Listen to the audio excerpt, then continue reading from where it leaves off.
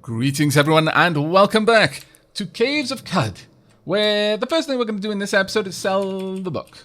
I mean, I could hold on to it, but as you saw, it's completely nonsense. Though it does lead to some interesting lore, but it is more or less completely nonsense. So let's get rid of this for 19.95 drams of water, which will be 19 because this is a scallywag. So I'm going to just push that up with a tiny little bit to 20 drams. And then I'm going to offer it. And you're going to have to give me 20 drams, which I'm going to appreciate. Thank you very much. Kindly. Right. Next up, I am also going to wear, if I go to my left arm, the scaled wooden buckler. Now, it's going to drop my dodge by 1, but when it is used, it'll give me a little bit of an extra armor value, up to 5, which is actually fairly good. Now, we've already seen from this that we generally want to be heading to the east. So we're going to head to the east, but I'm going to walk along the salt flats. Now, this is potentially very dangerous, and we'll see how that goes. Hello. You're docile. Let's go to Scary Raider. Also you. Let's go and have a quick chat, shall we? Moon and Sun. Wisdom and Will. You don't have anything to trade. That is much sad. What be you, though? I would like to unlock that. A bloody fractus. Okay, so one of you walked over it. Very well. I'm glad I'm not the only one who's done that. Some more lead slugs. Sure, I'll take all of these. And I'll trade you 2 unburnt torches in exchange for them. Yeah, I will trade 2. Offer. Yep. What we're going to do is those books that I picked up, I'll read 1 per episode, more or less. I don't really feel like going through them all in one go, because it would take me most of an episode to do that. I will absolutely buy all, well, the 1 that you've got in exchange for 1 torch. There we go. I mean, I'm making a heck of a loss on those torches, but let me just make sure my rifle is reloaded. Good. Let's continue on, hopefully to the location that I would like to get to. Yes, these areas are fairly empty. Oh.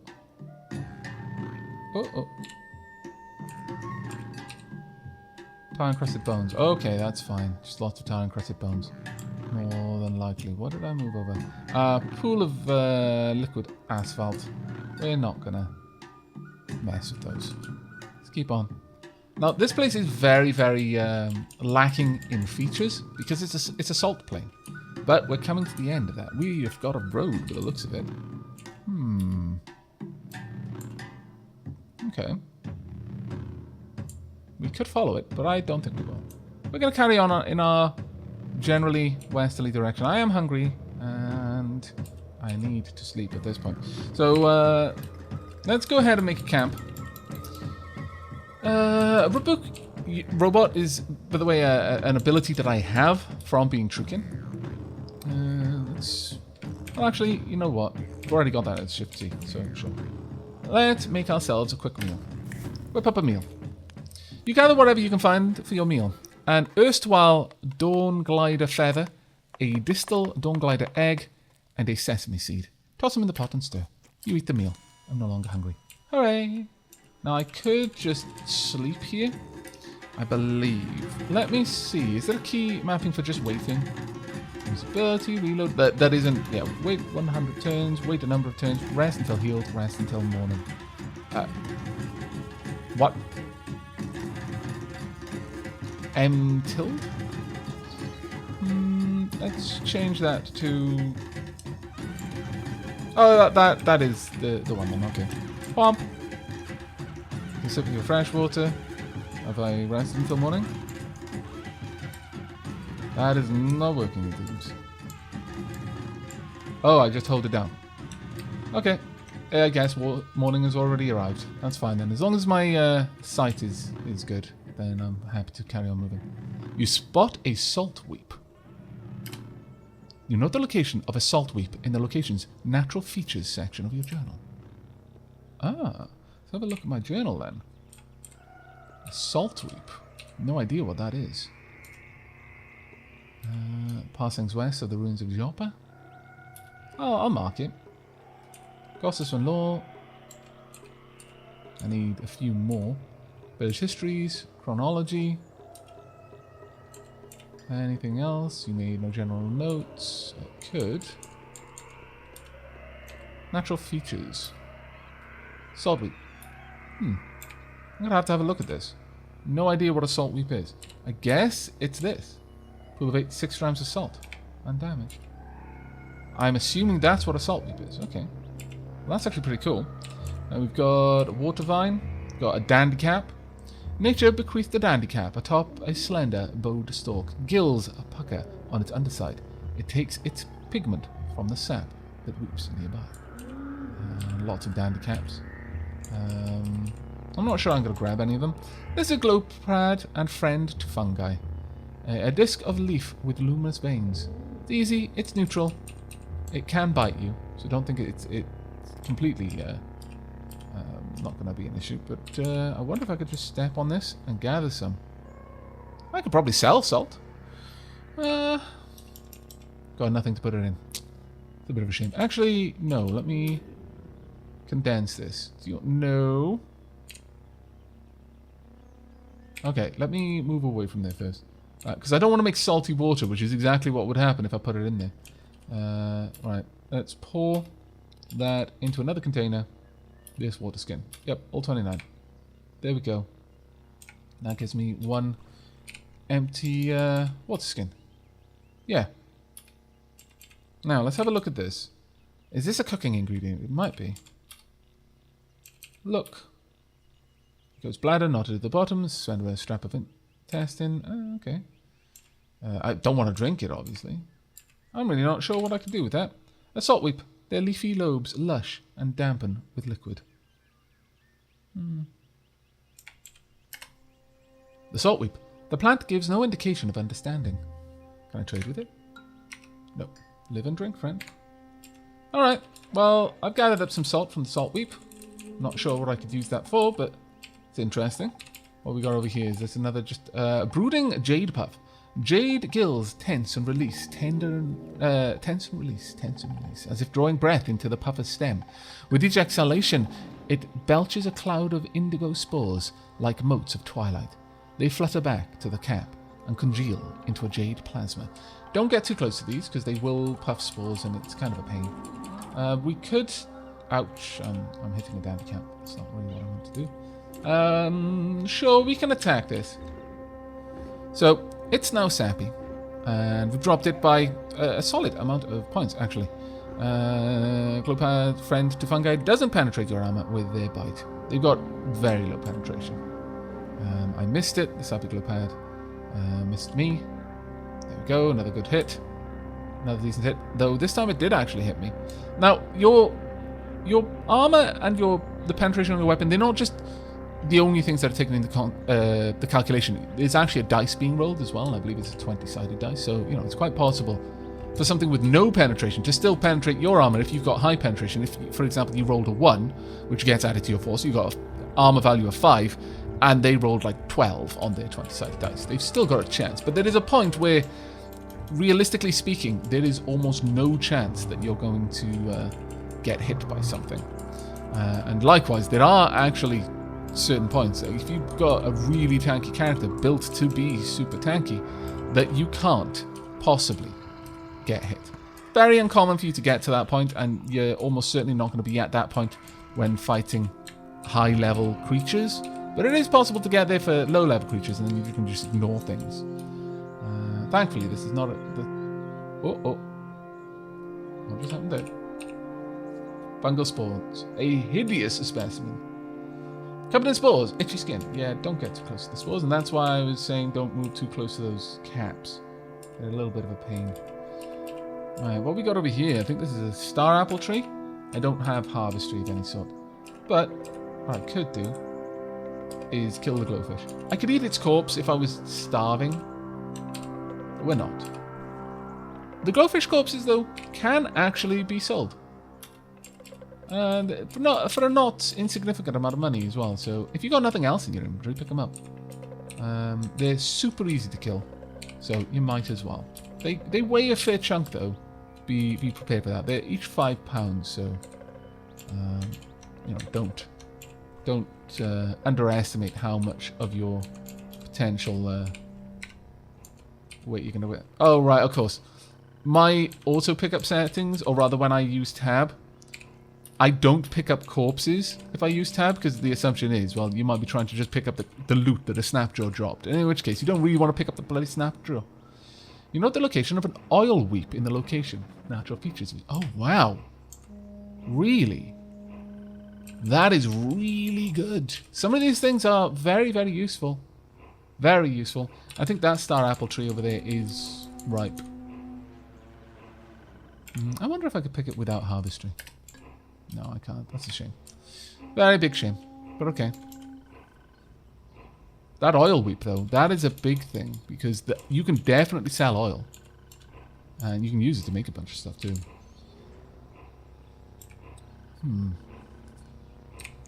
I wonder. Could drop the salt. I'd like to see how much 5 grams of salt. Well, you know what? If I wanted the salt, I should have grabbed it all. I'm going to pour this nearby. So there we go. How many grams? All of them. Thank you. Now, we should see that there's some... It's a salt-encrusted brine stalk, so I've covered it in salt. There we go. I would like to gather that all in this water skin. And much like slime, it's slippy. So, be aware of that. Grab all of that. No, I want to get as much of this oil as I can, because I'm fairly certain that this is a reasonable trade good. And if not, there's a few things that you can put oil into. Oh, come on. There we go. That you can use it like charges. And at the end of the day, it would be good to see how much I could get for it. There we are. But that is really good. Oil weep. Their leafy lobes flush and dampen with liquid. I take 1 damage from the brooding azure puff spores. Damn it, brooding azure puff. Why would you do such a thing to me? We didn't deserve that. There is a salt croc. Okay, armor value of 2, 0 dodge.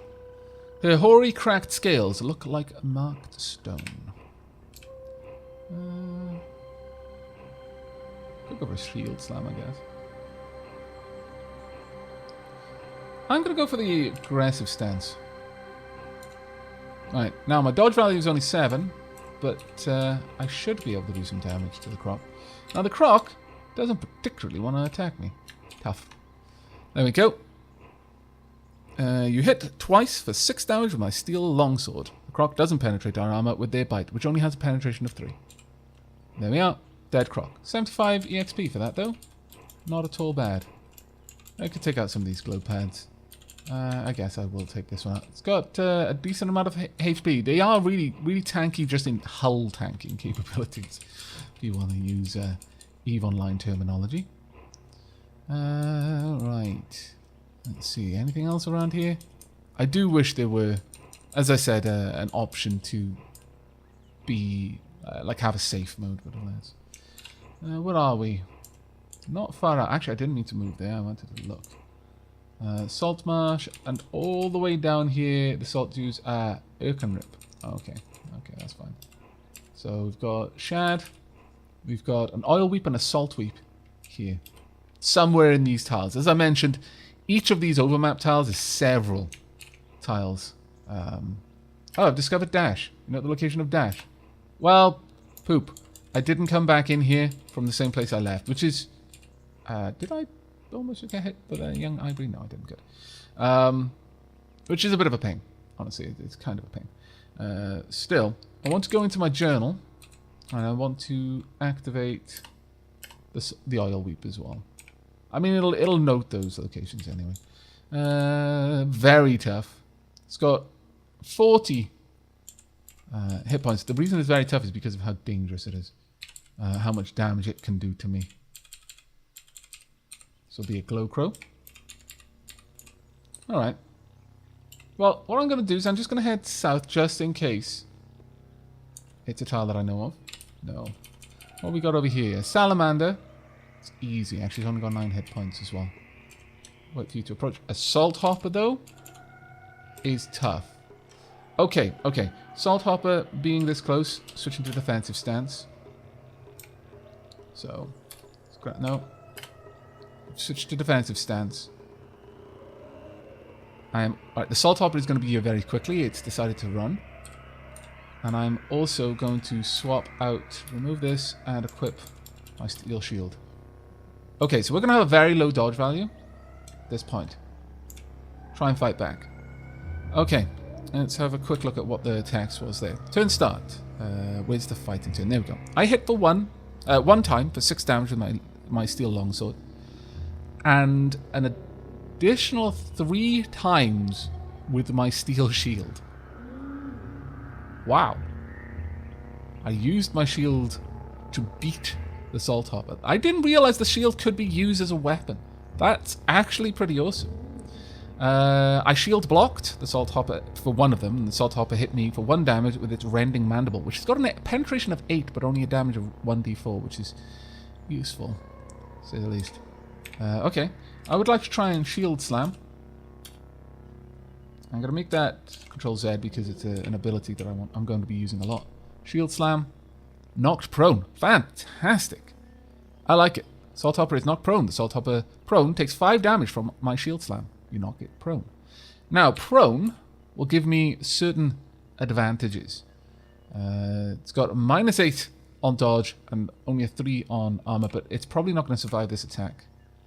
Actually, no, I only did 2 damage that time with the Steel Longsword, 1d6, I guess. It stood up again. And there we are, gained a level from killing it. Now level 2, 5 hit points and 102 skill points. So there we are, went down. It's 225 EXP for that. Okay, that wasn't so bad. That was not so bad. Now, I don't necessarily feel that I need the scaled wooden buckler on my arm when I'm wielding my shield. Now, I could get the Salt Hopper corpse. I could butcher it as well for a salt chip, but it's not something I'm going to be able to do here. Critical hit there. Let's see. You unequip the wooden shield. I hit for 6 damage with my Steel Longsword and 2 damage with my Steel Shield. Wow, I'm actually hitting quite well. Now, the Salamander is going to try and attack me because I attacked one of its allies. Take it down, please. Come on, there we go. Right, let's go back to the regular setup there. Okay, the reason I'm looking down here is I want to see what exists in this area. Oh, Doggo's just been killed by a boar, I think. A lot of things just killed themselves there. There's the boar. And the boar went for me. Bloody two-headed boar missed me. It did hit me, but it couldn't penetrate my armor. So let's take this out. There we are. And gained another attribute point. 5 more hit points, 102 skill points. We're gaining a lot of skill, but that was 150 XP worth there. We've just gained 2 levels just from poking our head down to the south. Okay, well, let's take those 2 levels before we do anything else. Got 1 attribute point to spend. I could take my agility up. I could take my strength up to the next level, so I'd have a +3. Well, that's pretty good, because when I'm hitting things with my shield, it's my strength attribute that is affecting that. I was thinking, though, of holding on to get agility or something, but no, I think we're going to go with strength. Let's take that all the way up to +3. Now, that's going to mean I can carry 330 pounds of weight. And when I use my shield as my weapon, I'm going to do 3 damage when I hit with the shield, which is, you know, comparable to that of a dagger. But more than anything else, my Steel Longsword now has a 7/7 penetration. So I'm actually going to switch out to my utility knife here, though, because I like that extra penetration. The shield does not have penetration. Oh, that's interesting to think about it. It's interesting. How was I able to penetrate so hard with that? My fists have a penetration of 7. You get. So I guess that's how much penetration my shield has? I wouldn't know, honestly. No, we're going to go for the steel utility knife. It's 1d4. So it's still technically a little bit better, but... See, the odd thing with that is that it has potential of just being 1. And if my shield is capable of hitting multiple times, you know what? I don't actually think having that weapon, unless it becomes a really good weapon, is worth my time. I'm permanently dropping my dodge value. That's the only thing, but I'm not really built for dodging. So, as far as things go in that regard, pretty good so far. Pretty good. 2 active effects. Itchy skin. Skin flakes and itches. It's something wrong there. That's the problem. I'm going to hopefully be able to sort that out. Quite the problem, really. But we've got some points that we can spend. Now I've got 200 exactly, so I could have deft blocking. I may block an additional attack per round. Or staggering block. Whenever you block an opponent's attack, that is a strength times 2. Minus 35% chance that your opponent is stunned for 1d2. That would be very nice. Long blade, lunge. It's activated. Aggressive stance. You lunge through one empty space at an opponent and make an attack at +2 penetration. You must move through an empty space to do that. Or a defensive stance. You make an attack at an opponent, then lunge backwards 2 spaces. Dueling stance, which we don't have, but I could get. You make an attack at an opponent. Caps expand. Make an attack on an opponent at +1 penetration. The attack is guaranteed to hit and penetrate at least once. Then you've got Dueling Stance. You gain access to the Dueling Stance. While wielding a long blade in your primary hand, you get +2 to hit. That's actually very nice. Very, very nice. I'd need 23 strength to get the aggressive stance. The advanced aggressive stance. It's increased to +2, but your to-hit penalty is decreased to -3, sorry. And get +3 on that, or +3 hit points on guard. I would need 23 agility and 29 strength, or 29 agility and 23 strength to have this one. Activated cooldown for the next 10 rounds. A lunge and swipe have no cooldown, so I could just keep using them over and over again, which would be quite amazing. But I don't think I'm interested in that right now. Staggering block would be quite nice, I think. That being said, cookery is nice as well. I could go all the way to getting butchery and harvestry in one go. Possibly a good move. I'm not sure yet, though. I could get tactful, so I could have a better use of water ritual. That would be interesting, having a 5% chance to get secrets. That would be very interesting. First aid, heavy weapon, persuasion, self-discipline. Meditate. During each round with meditate, you regenerate at thrice the normal rate. And fasting way, I could get that straight away. You hunger and thirst at 1/2 the normal rate. See, that would be a very nice one to go for.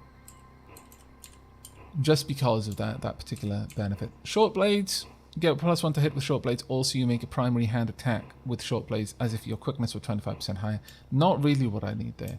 But getting jab along with the short blade would be quite potent. But I could also get bloodletter instead. Penetrate have a 75% chance to cause your opponent to bleed. The opponent saves to stop bleeding each round, and the save difficulty decreases by 1 each round. This effect can stack a number of times equal to 1 plus your agility modifier. Not exactly the best one for me. Tactics, hurdle and receive no penalty to dodge value, or charge. Charge forward 2 or 3 squares and perform a melee attack at +1 penetration. That would be a great way to instigate combat. And I'd also get hurdle, so when I'm sprinting, I'm no longer having a great deal of trouble with it.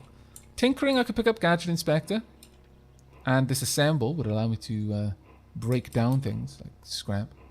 Or I could have Scavenger, allow me to rifle through garbage. All sorts of things there. I mean, I've got a lot of points. This is one of the nice things with the Truekin is they gain a lot of skill.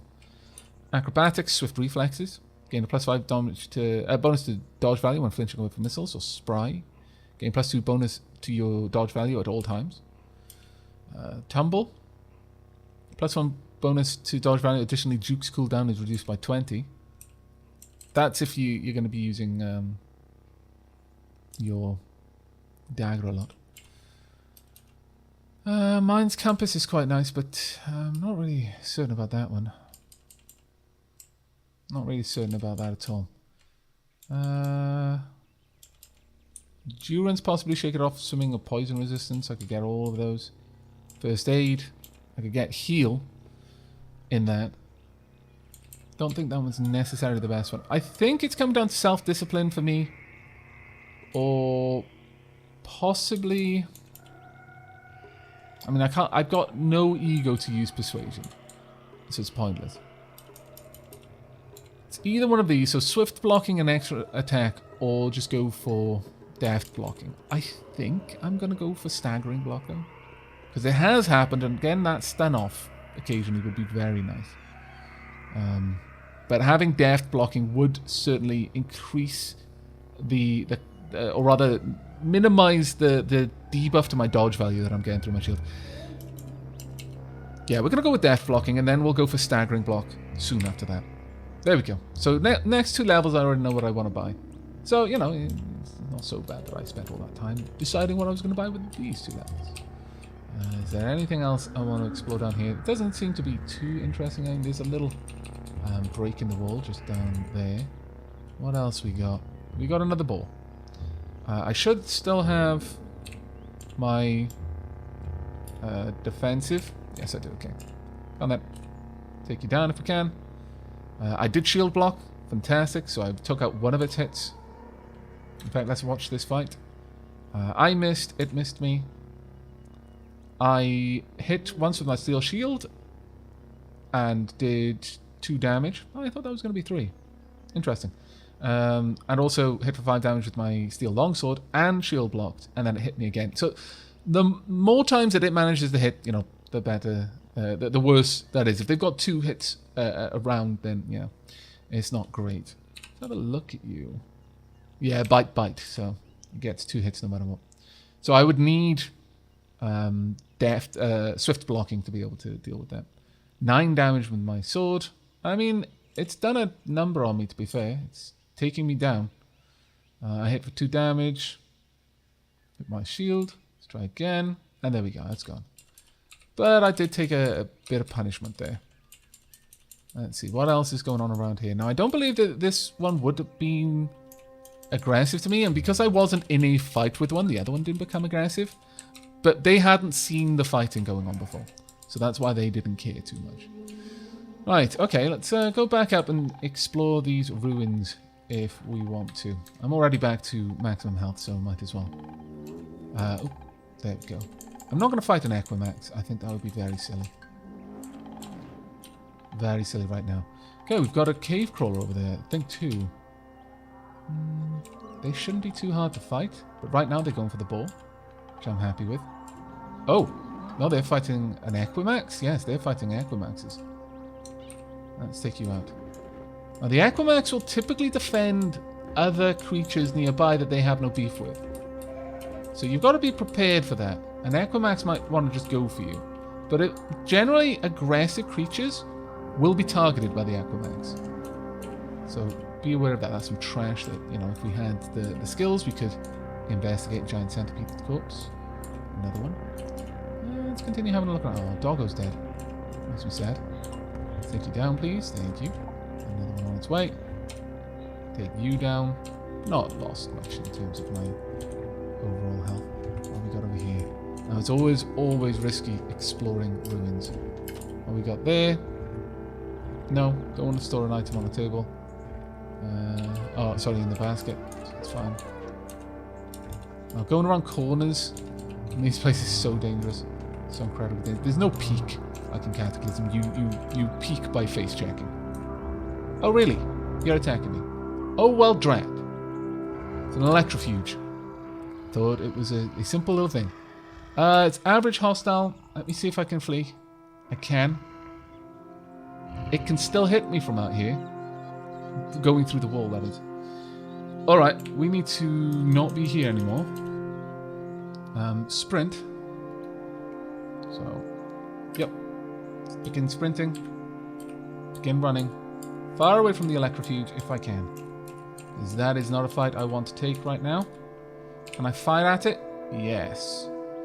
I would like to mark the target. Mark the target. Fire. Fire again. There we are. The electrofuge is out of the way. Projectile 4. Okay, I still hit it. But it's going to take some punishment before I take it out. Okay, I need to be on the move. It is still super dangerous for me. Oh dear. Can I activate my sprint? No. Because I decided to shoot at it. So hope that this is the right place. No, it's blocked. Get down there. Through the door. Keep running. May survive.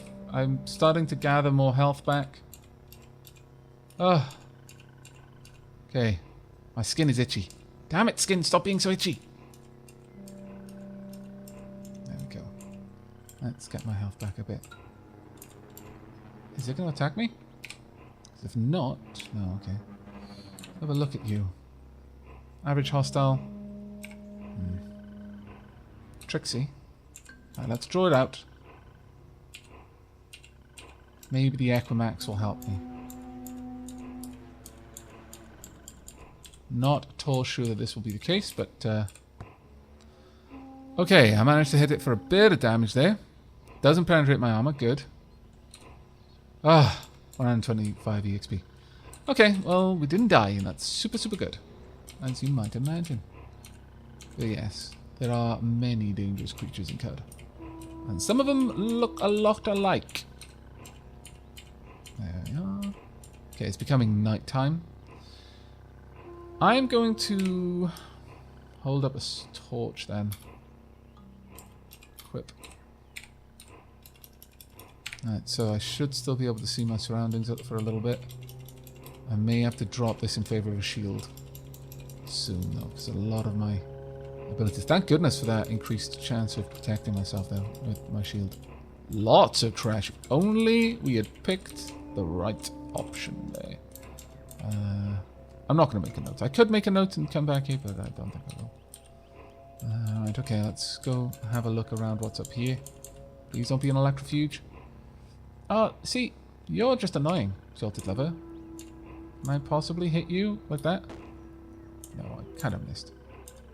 Can I? Well, why am I doing that? No. Missed me. Missed me. I smacked it with my blazing torch as well. Doesn't penetrate my armor. There we go, it's dead. Alright, let's keep having a look around. Some doors over here. Not nearly as tanky without my shield up, but you know, it's fine. It's a dog corpse. Why are you so angry with the doggos? Doggos are lovely. Crazy muscular horses. Let's head down in this here direction. You've found a couple more doors that lead this way and that. I mean, if we go south here, just a tiny little room. Very well. And down here. Yep, still another tiny little room. Very well. Let's keep going until we find the place that we discovered the first time. I am hungry though. So let's make a little camp. I'll whip up a meal. Our meal was an erstwhile flake of shale, a distal thorn from a jilted lover, and a sesame seed. Apparently quite filling though. Didn't give me any other bonuses, but quite filling. Let's take you down. Just for the a little bit of 10 EXP that I can get. Ooh. That was a critical hit there. Lots of blood. Very colourful. Right, what else are we going to find? Oh, hello. Hopefully... I really would like to discover some snapjaws soon. I'll be honest. Without them around, I feel like I'm not getting much equipment upgrades. Granted, I've started with decent equipment. Oh, there we are. We've actually found our way. Let's take you out. There we go. Level up. Take you down as well. And take all of these down while I'm here. There we are. So we have discovered the location where we accidentally left from. See, that's why I like exploring properly. Is because I know I can come back then. But we've also found a way down, which is interesting. But before we do that, let's go north and just have a look at this. Oh, this is interesting. We'll just have a look. Oh, right, okay. Can we go up on this side? Yes, we can. Okay, so that's a little bit more interesting. I should take my level, though. Okay. We've got no trip points, but a decent chunk of skill points. Always good. Now, if I wanted to take wayfaring, I could, but I don't right now. So instead, I'm going to grab... Yeah, meal preparation. Should be fine. So there we are. Yes. Yoink. Yes, I would like cooking and gathering. Now the next level I can grab both harvestry and butchery, or one and the other in terms of spicer. I haven't seen as many items pop up in terms of... sorry, many things pop up that I could gather from.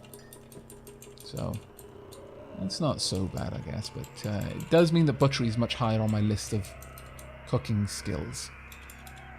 Okay. Well, we've explored this area. I like to explore a 3x3 generally, because that means that I can... And that's what I was asking. Did I want to go to Shale or the center? The center of the 3x3 zone, basically. Given where I entered from, I'm going to say that we're close to the 3x3 area. Oh, well done for taking that out. You attacking me? You are. Well, you scallywag you. Let me just take you down. There we go. And you attacked me. Didn't have to be like this. Irritable tortoise. I mean, I guess you are irritable, so it's to be expected. 125 EXP for each kill, though, is nothing to sniff at. The Equimaks are hugely awesome in terms of EXP. Once you're at a level where you can grind those, you'll often find dozens of them together. Be careful. Yes, that's great farming, but being able to kill one Equimax reliably does not mean you can kill 4 or 5 of them simultaneously, and that's what will happen if you jump into a fight with Equimax. So be close to the edge of the screen and always pick on ones that are far away from the rest of the herd, so you can sort of lead them to the edge and then deal with them on the other screen. Also make sure you know what's on the other edge for the same reason. Let's take you out. There we are. Bloody seed splitting plants. Anything else over here? We've already searched this one. Yeah, so I'm going to go ahead and we're going to go and have a look down those stairs. I think that's a more interesting place for us to go right now. There we are.